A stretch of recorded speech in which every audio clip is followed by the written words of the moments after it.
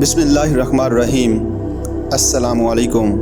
Sudan دوستو، Sudan کی جدوجہد آزادی اور اس میں مصر کا کیا رویہ تھا؟ جنگ عظیم دوم کے آغاز کے ساتھ ہی برطانیہ پر جنگ کا دباؤ بہت بڑھ گیا۔ اٹلی نے سوڈان پر حملہ کر دیا اور کسالہ پر قبضہ کیا۔ 1941 میں بلا کر اٹلی کو شکست ہوئی، جس میں سوڈانی فوج نے اہم کردار ادا کیا۔ اس کے بعد بھی جنگی کارروائیوں میں سوڈان کی اہمیت کم نہ ہوئی اور وہ شمالی افریقہ کی لڑائیوں میں رسل و رسائل کا اہم رابطہ بنا رہا۔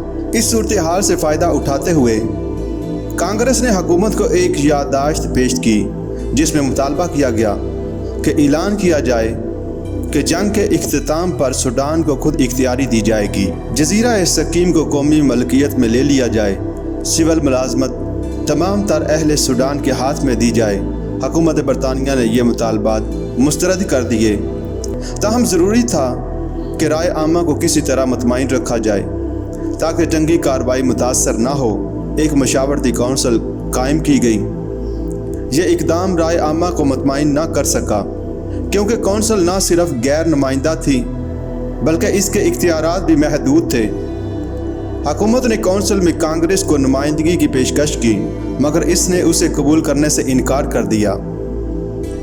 البتہ انصار مشاورتی کونسل کی تشکیل اور کارکردگی میں تعاون کرتے رہے۔ 1946 میں سوڈان ایڈمنسٹریشن کانفرنس منعقد ہوئی۔ کانگریس نے اس کانفرنس کا بھی بائیکاٹ کیا۔ اس کے فیصلوں کے نتیجے میں بلا کر 1948 میں ایک قانون ساز اسمبلی قائم ہوئی۔ یہ مشاورتی کونسل سے نسبتاً بہتر تھی، کیونکہ یہ زیادہ تر منتخب نمائندوں پر مشتمل تھی اور اس کے اختیارات بھی کونسل سے زیادہ تھے۔ اس کے باوجود یہ اہل ملک کی امنگوں سے کم تر تھی۔ کانگریس نے انتخاب میں حصہ نہ لیا۔ اس کا نتیجہ یہ ہوا کہ اسمبلی کی اکثر نشستوں پر امہ پارٹی کا قبضہ ہو گیا۔ اس جماعت کے سیکرٹری جنرل عبداللہ خلیل کو اسمبلی کا قائد منتخب کر لیا گیا اور اس نے وزیر اعظم کا منصب سنبھال لیا۔ اسمبلی کی پوری مدت کے دوران اقتدار امہ پارٹی کے ہاتھ میں رہا۔ یہ جماعت مصر سے علیحدگی کی حامی تھی اور سوڈان کی مکمل آزادی چاہتی تھی۔ اس نے برطانیہ پر دباؤ ڈالنا شروع کیا کہ مشترکہ حکومت کا قدیم معاہدہ جلد از جلد ختم کر دیا جائے اور ملک کو خود مختاری دی جائے۔ دوسری طرف اشکا یونینسٹ گروپ وادی نیل کے اتحاد کے قائل تھے، تاہم ایسا معلوم ہوتا ہے کہ وہ صرف یہ چاہتے تھے کہ مصر کے ساتھ مل کر برطانیہ کے خلاف متحدہ محاذ بنایا جائے۔ اس سے آگے ان کے پاس کوئی واضح پروگرام نہ تھا۔ یعنی مصر اور سوڈان کے اتحاد کی صورت میں کیا آئینی صورتحال ہوگی، اس بارے میں ان کے نظریات غیر واضح تھے۔ یہ لوگ اپنے مطالبے میں آزادی کے لفظ کے بجائے خود ارادیت کا لفظ استعمال کرتے تھے۔ حکومت نے 1952 میں یہ مسودہ تیار کیا، مگر ملک کے تمام سیاسی حلقوں کی طرف سے اس پر سخت تنقید ہوئی۔ مسودے کے جن پہلوؤں پر سخت برہمی کا اظہار کیا گیا، ان میں نئے نظام میں بھی گورنر جنرل کے اختیارات غیر محدود تھے۔ خود ارادیت کے لیے کوئی حتمی تاریخ مقرر نہیں کی گئی تھی۔ مکمل آزادی کے حصول کے لیے کوئی طریقہ کار واضح نہیں کیا گیا تھا۔ دوستو، اب اگر مصر کے رویہ کی بات کریں، عین اس وقت جب کہ برطانوی حکومت نیم دلانہ انداز میں سوڈان کی منزل آزادی کی طرف بڑھ رہی تھی، مصر کا رویہ زیادہ اہمیت اختیار کرتا جا رہا تھا۔ یہی امر بعد میں فیصلہ کن ثابت ہوا۔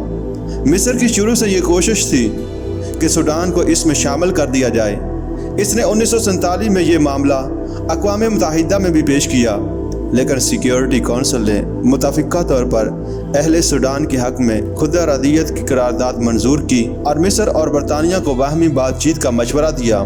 1951 میں حکومت مصر نے اعلان کیا کہ اسمبلی قائم کر کے برطانیہ نے گزشتہ معاہدوں کی خلاف ورزی کی ہے، جس کے ماتحت سوڈان پر مشترکہ حکومت کے قیام کا فیصلہ کیا گیا تھا۔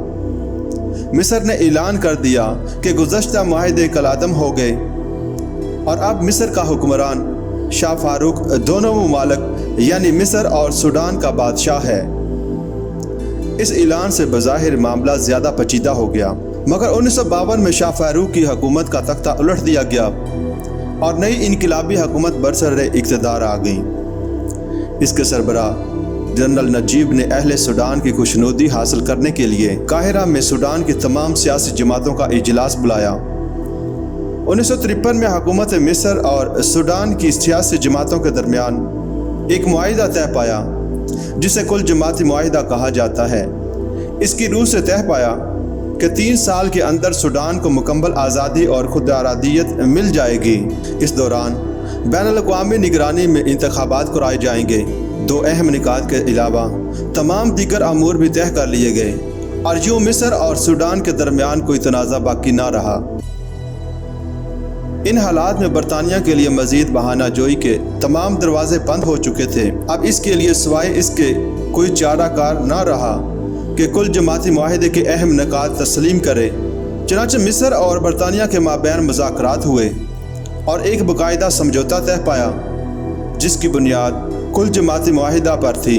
بلاخر مارچ 1953 میں انہی نکات پر مبنی سوڈان کا قانون آزادی منظور کر لیا گیا۔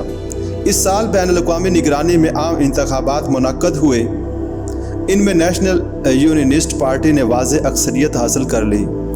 اس جماعت نے 51 نشستیں حاصل کی جبکہ امہ پارٹی 22 نشستیں حاصل کر سکی۔ اب اسماعیل الظاہری کو وزیر اعظم چن لیا گیا۔ مکمل آزادی سے قبل 2 سال کے اس عرصے میں یونینسٹ حکومت برسر اقتدار رہی، لیکن اسی دوران رائے عامہ مکمل آزادی اور مصر سے علیحدگی کی حامی ہوتی چلی گئی۔ انصار نے مکمل آزادی کے لیے اپنا سیاسی دباؤ جاری رکھا۔ اس سلسلے میں 1954 میں ہنگامے بھی ہوئے۔ انصار کے امام سید عبد الرحمن نے خاص طور پر اعلان کیا کہ وہ ملک پر اپنی بادشاہت قائم کرنے کا کوئی ارادہ نہیں رکھتے تاکہ ان کے مخالفین کے خدشات دور ہو جائیں۔ اسی اثناء میں برطانوی افسر بتدریج ریٹائر کیے جانے لگے اور ان کی جگہ اہل سوڈان اعلیٰ عہدوں پر فائز کیے گئے۔ 1955 کے وسط تک برطانیہ اور مصر دونوں ممالک کی فوجیں سوڈان سے جا چکی تھیں۔ اب آزادی کے لیے استصواب کا پروگرام مرتب کیا جانے لگا۔ مصر اور برطانیہ نے اس سلسلے میں شرائط بھی طے کر لی، مگر حالات نے تیزی سے پلٹا کھایا۔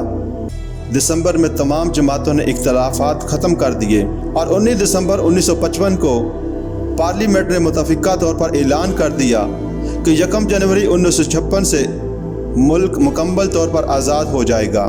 برطانوی گورنر کرسمس کی تعطیلات گزارنے انگلستان گیا ہوا تھا۔ اس کی واپسی کی نوبت ہی نہ آئی اور سوڈان مقررہ تاریخ پر آزاد ہو گیا۔